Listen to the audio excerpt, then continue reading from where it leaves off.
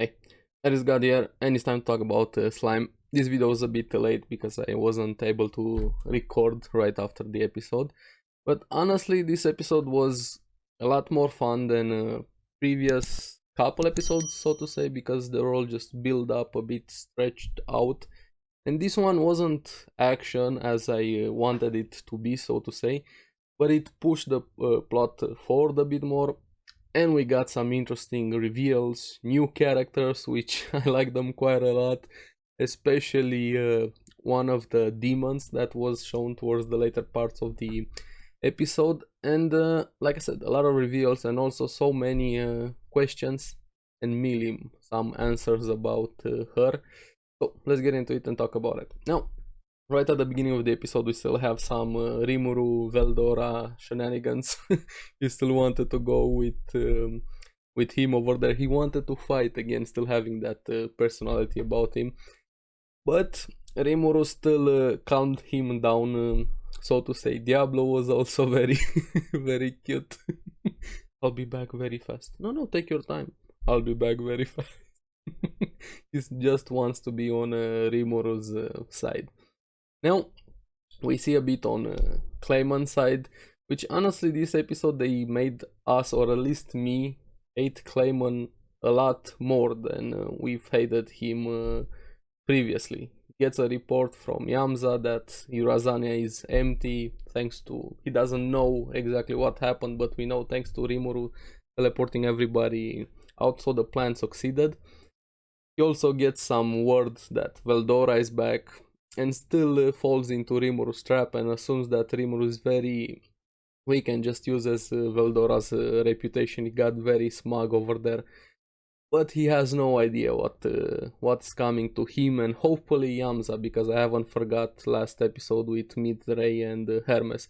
I really hope Midray is gonna be the one that is gonna destroy Yamza, and Clayman, I'll get to Clayman. We have to talk about that. Now, we have Frey and Milim in the same room, and we see Milim. She's like a robot, a doll over there, no emotions, and it swaps back to a flashback over there while panning out to that medallion she has on her neck. You kind of understand why that medallion is there, the thing that is controlling her. Now we finally get to see Milim again in her happy-go-lucky shenanigans mood, her normal personality, and apparently she's very good friends with Frey. I have my suspicions about there's something a lot more to Frey. Happy Milim over there coming in, talking to Frey about Rimuru being her best friend and everything, and Frey was the one that tricked her, gave her that pendant and put her under control, and you see the instant swap from Happy Milim to no emotions, dull Milim. And we see that Clayman was the one behind it, working with Frey, because there was a deal between them, which you don't know the details fully for that deal. Hopefully they're gonna be explained their connection, what exactly happened there. And this is where they made Clayman a lot more hateable, because he saw himself in a position of power, because that's what you do when you're weak and somebody has no way of fighting back. He started punching and kicking Milim, and I just wanted to punch him back so much then. And Frey kind of stops him a bit, kind of plays around with his pride in a way. This is where I got very curious about Frey. Now, she even says she doesn't like Clayman, and I don't know if she lied about this, that apparently Milim has a stampede self-defense mode, so if he wants to keep on living he should stop kicking her.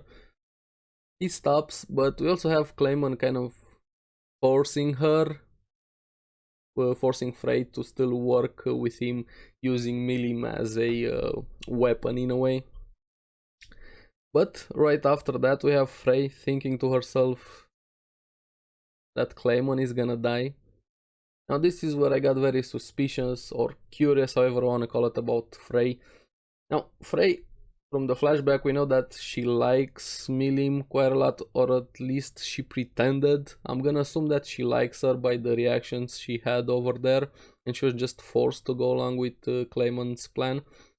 And that she also still doesn't like Clayman. I feel like there's something I can't place my finger between Frey and Milim, and this whole controlling shenanigans. I don't know, with that demon marionette, the way Clayman talked about it, his medallion. I'm still a bit surprised that Clayman is just kind of a wannabe, not exactly a proper demon lord, so to say, compared to the others, especially the ones we've met these episodes. He was able to somehow control Milim. I don't know, there's something more between Milim, Frey, and Clayman, and I can't figure it out, at least yet over there. This is where we meet the major players, the actual guy behind the guy that have real power compared to Clayman and everybody else. And we see Leon again, like I mentioned, was finally time to get to some Leon shenanigans. And he goes in to visit Guy Crimson. And this guy, damn, he has his own harem, maids, he's very powerful, very open about himself. He actually goes in to kiss Leon, even proposing he swaps his form to a female form and they make love. Because why not? I like this guy, he's open, he knows what he wants, even though even if he might have been just messing around with Leon, I like him quite a lot. Now the reason why Guy wanted to meet with Leon was because he wants Leon to actually attend the Walpurgis this time, because it's very, very important. And both of them were very suspicious of Clayman. Also mentioned that Carrion might be dead. Hopefully not, because I like Carrion quite a lot and I would like to see more of him. And everybody else, especially from Urazani, I would like to have Carrion back. Now, I liked their conversation between both of them. Leon was focused on his own plan with the summons, and Guy was kind of interested. Finally, something gave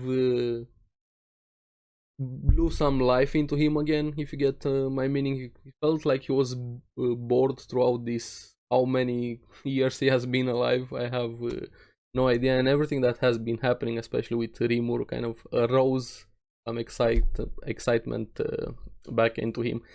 And we got confirmation that even Leon admitted that he wouldn't be able to beat Guy, but Guy gave him some credit. Even if out of a bazillion fights over there you would have been able to defeat me, that still puts you in the realm of very powerful individuals. So this says a lot about Guy, how powerful he is. Is he comparable to Milim? He actually called Milim stupid, but he still gave her credit. He has good instincts, referring to Rimuru. I'm curious who would be more powerful, either Guy or Milim, and we still don't know at what level is Rimuru compared to both of them, because so far it seems that Milim and Guy are probably the strongest individuals in the series. We still have Valdora and this new character we meet now, the true dragon Velzard, Empress of Ice. She just joins in, and with that Arara voice over there, and she's Valdora's sister. Things are definitely getting a lot more interesting. Leon doesn't like they have some history over there, and she's Guy's partner, or a lot more than partner, who knows. Guy is very into stuff, so to say. I'm also very curious about her. In this episode they also mentioned that Leon was a human once, and start going back and forth thinking of Valdora. Actually very curious, why is he so quiet compared to how he was back in the past rampages and everywhere. We have Velzard kind of scanning him a bit, seeing that his aura is very small, so they assume he's weak, but they don't know what happened with Valdora, trying to calm his aura down and kind of learning to be a bit more calm with everything. His time with Rimur has been well spent. Hopefully we're gonna see Valdora using his head a lot more into next fights instead of just going rampage and just fighting like a crazy individual. That was what led to him being captured in the first place against the hero.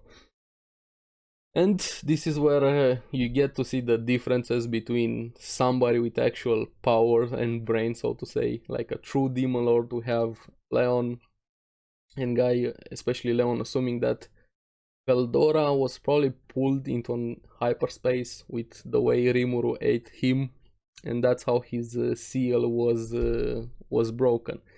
Guy kind of agrees. So the very interesting conversation between them, and if you compare them to Clayman, who's just a wannabe, just scheming. I don't even know how that guy got to be a demon. Honestly, when we have the real deal in this episode, some glimpses into Leon also. Apparently he was to summon a specific target. Was it mentioned in previous episodes and I forgot it? Maybe in season 1 with Shizu. I don't think it was mentioned. Let me know if I missed it. If I didn't, if it wasn't mentioned in the anime, don't tell me, please. If you're a source material reader. Now, he also mentions that he wanted to take the kids before they were saved. Don't know what exactly he wanted to do with them. Now, after this, both of them are very interested in Rimuru, so Rimuru is definitely a target. He has no idea. We have the major players starting to move, and he is the subject of this entire discussion, so to say, or how powerful they are. Sure, Clayman is the target now. It's gonna be interesting to actually have Rimuru crash the Walpurgis. I can't wait for that episode. And Guy even asked Leon, who's your source? And Leon just said the merchant. Now, would it be the merchant that helped Rimuru or somebody else? Might just be me not remembering or not fully making the connection. I'm very curious who actually is helping Leon. Now, Guy also seems to be a very reasonable guy, because we have Velzard suggesting they investigate more into Leon's plan and everything, and the kids and Rimuru and stuff like that. And I liked Guy saying, no, that would actually make Leon pretty mad if somebody were to meddle in his own affairs, and I don't want to upset my friends. I gotta give him credit. Not a lot of friends or allies would have the strength of character to not get involved unless it's absolutely necessary or they were asked. I'm starting to like Guy quite a lot. He was my favorite character from this episode, from the new ones. I mean, Velzard is also very interesting. He declined joining the Walpurgis. We're gonna have to wait at least until we have a reunion between her and Valdora, but overall this episode was quite interesting. Not a lot of action, but a lot of reveals, a lot of questions. But I really do hope at some point we're gonna get some fights this season, because there was a lot of politics, talks, reveals, questions going back and forth. Not a lot of shock value, so to say, with power-ups, explosions, actions, fights, if you get my meaning. We have the characters, especially the new ones. Hopefully, I don't even know how many episodes we have left. I think like 6-ish episodes, if I'm not mistaken.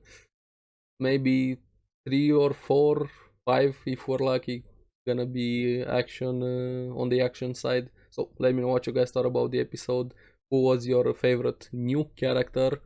Not any of the current ones, down in the comments below. And what do you think about this episode? Or do you want to get to the action episode, or are you enjoying all of the politics, Slime of Thrones shenanigans? And like I said, I am too, but I still want that hype action thing. So also remember, if you're a source material reader, no spoilers. As always, thank you very much for watching. Remember to like and subscribe, helps me quite a lot, and you guys get the latest videos on the series that I follow. So I'll see you again in the next one. Keep enjoying slime. Bye bye.